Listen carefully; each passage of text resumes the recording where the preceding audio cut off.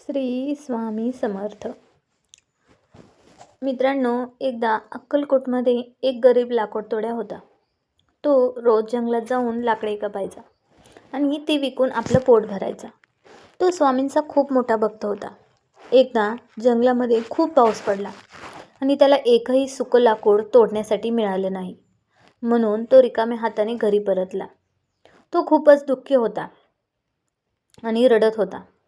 कारण आता त्याला खाण्यासाठी, जेवण बनवण्यासाठी आणि त्याच्यासाठी लागणारं साहित्य आणण्यासाठी लाकडं मिळाली नव्हती. वाटेमध्येच त्याला स्वामी भेटले. स्वामींनी त्याला विचारलं, का रडतोयस? त्यावर त्याने आपली व्यथा सांगितली. त्यावर स्वामी म्हणाले, तुला ते सुकलेले झाड दिसत आहे का?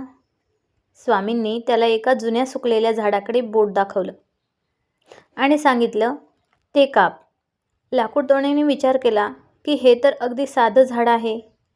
पण स्वामींनी सांगितले म्हणून त्याने त्या झाडावर कुऱ्हाड मारली. त्या लाकडावर कुऱ्हाड मारली.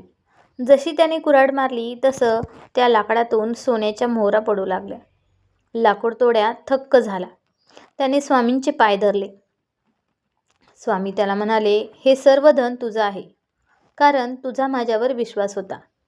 पण लक्षात ठेव, आज तुला हे मिळालं म्हणून गर्व करू नकोस आणि जर उद्या हे नसेल तर रडू नकोस. नेहमी प्रामाणिक राहा. मित्रांनो, या कथेतून आपल्याला काय समजतं?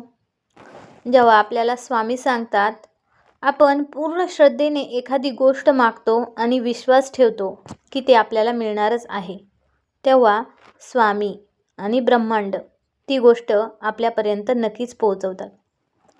तुमच्या आयुष्यातही स्वामींनी एखादा चमत्कार नक्कीच केला असेल आणि जर नसेल झाला तर नक्कीच होईल. फक्त भिवू नकोस. मी तुझ्या पाठीशी आहे या मंत्रावर विश्वास ठेवा. स्वामींवर विश्वास ठेवा. स्वामी नक्कीच तो चमत्कार घडवून आणतील आणि तुम्हाला मदत करतील. श्री स्वामी समर्थ.